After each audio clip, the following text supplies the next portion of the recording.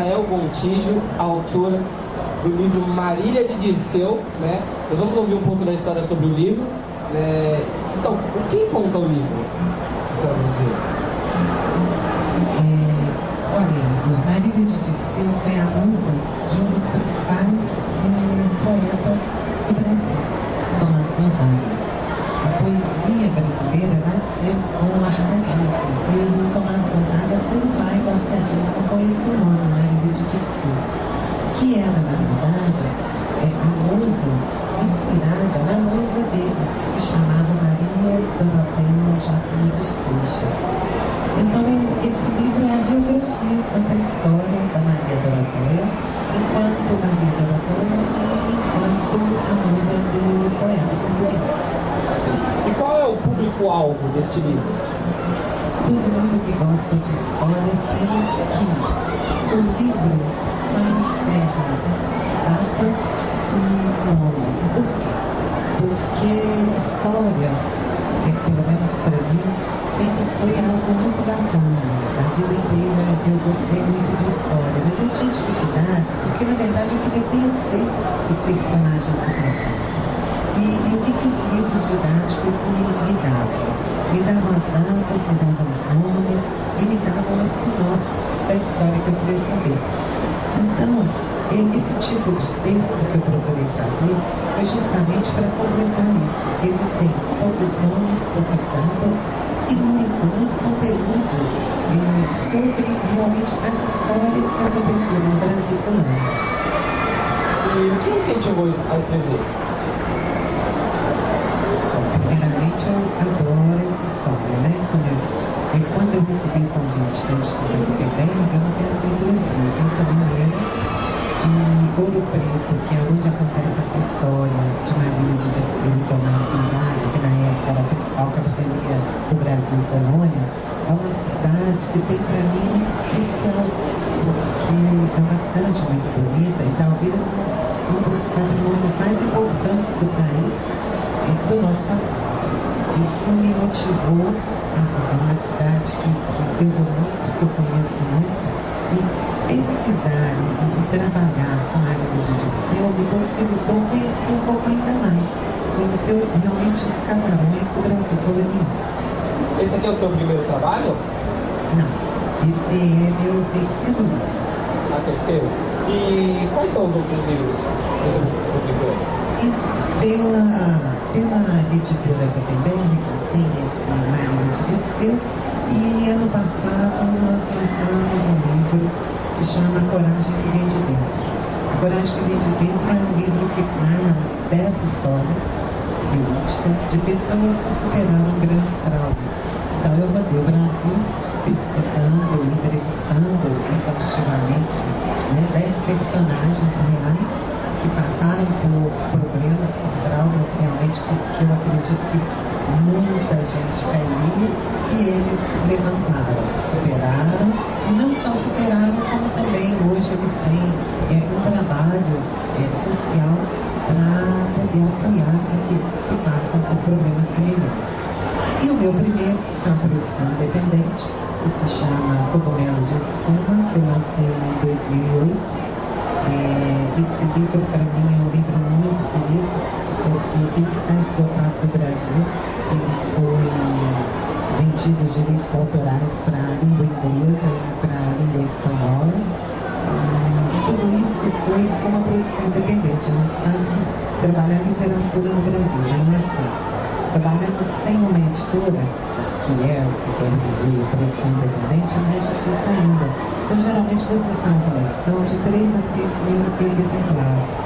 E como era só eu para editar, distribuir, divulgar e tudo mais, eu fiz uma edição mini de 1000 livros.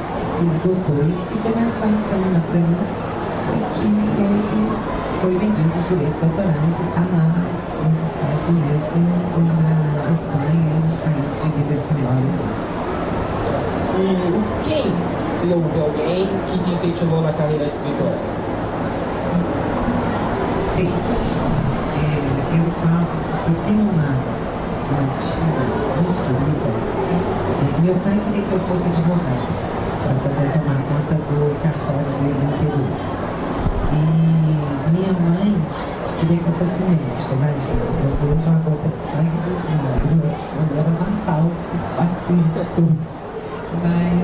E essa minha tia era apaixonada por literatura. E eu ia para casa dela com 11, 12 anos e ela me contava histórias de filosofia. Então, aos 12 anos eu conheci Hobbes, o autor de Leviatã. E um dia minha tia disse para mim assim: o homem é o lobo do homem. Eu fui para casa, pensei um mês nessa frase e descobri que era aquilo que eu queria fazer. Gente, uma pessoa que consegue colocar numa frase um conteúdo que, se eu quiser explicar, eu vou gastar 100 páginas. É isso que eu quero fazer. Fazer frases que consigam, em 5 palavras, encerrar o contexto de 100 páginas. E daí em diante eu, como diz, não realizei as esperanças nem de minha mãe e nem de meu pai. Me tornei jornalista e comecei a trabalhar com jornalismo político, assessoria política, e a escrever crônicas, artigos, jornais, revistas, mas sempre com um livro de contos que eu tenho até hoje, que eu não lancei, e eu acredito que não lançarei tão cedo, aquela criança da gente, né? E até que me motivou uma matéria que eu fiz sobre o assassinato de uma garota em Minas Gerais e que estava envolvido com políticos. Eu fui fazer essa matéria e vi que aquilo ali tinha um conteúdo para um livro. E isso me fez voltar, com toda a garra, a começar a escrever novamente. Há quantos anos você escreve? A senhora está no céu, né? Ainda mais que não tem pé de galinha né, que nós está vendo, né? Olha, eu escrevo desde que o mundo é mundo, sabe? Porque eu me achava a poetisa quando eu era criança. E hoje eu descobri que eu sou uma poetisa frustrada, porque meus versos são terríveis. Se eu fosse fazer poesia, eu acho que eu seria a pior poetisa do planeta, porque eles são terríveis. Mas eu sempre escrevi histórias, e daí eu passei a escrever matérias jornalísticas. Hoje, os meus livros têm esse vício da imprensa, né? É quase um coloquial, né? Mas eu não acredito que você nasce escrevendo, sabe? É uma coisa que existe dentro de você. Eu não escrevo para contar uma história. Eu escrevo igual tem gente que toma calmante para dormir. Eu escrevo para dormir. Eu escrevo para me dar bem, sabe? É como se os personagens falassem na minha cabeça e eu só tenho sossego na hora que eu coloco eles no papel. Eu escrevo para ter paz mental. E você tinha quantos anos quando o seu primeiro trabalho foi publicado? Quando o meu primeiro trabalho foi publicado, foi na faculdade, na Universidade de Jornalismo. Nossa, não tem tanto tempo assim, mas eu não lembro da minha idade não, mas devia ser o quê? Uns 22 anos. Logo que eu entrei na escola de jornalismo, eu já me envolvi, né, com um grupo de imprensa de lá. Então eu comecei a trabalhar logo no primeiro período de jornalismo. Eu já trabalhava mais ou menos assim como vocês trabalham aqui, como jornalista da universidade, e trabalhava no jornal. Então foi o primeiro período meu de jornalismo. E qual foi a sua emoção ao ver publicado? Esse trabalho, olha, eu não fiquei emocionada não, viu? Eu fiquei com bastante receio e arrependidíssima de ter publicado ele, porque quando eu cheguei em casa e fui lê-lo, eu vi que ele poderia ter ficado tão melhor, que eu poderia ter melhorado tanto, cortado tanto adjetivo, tanto substantivo, enfim, eu fui a minha mais severa crítica. Eu acho que eu posso dizer que a minha maior emoção, sabe, foi lançar o meu primeiro livro mesmo, um livro de 400 páginas, e recebi mais de 1000 cartas falando sobre ele. Isso para mim foi emocionante, saber que um leitor compartilha comigo aquela história, sabe? Conversa comigo sobre aquela história.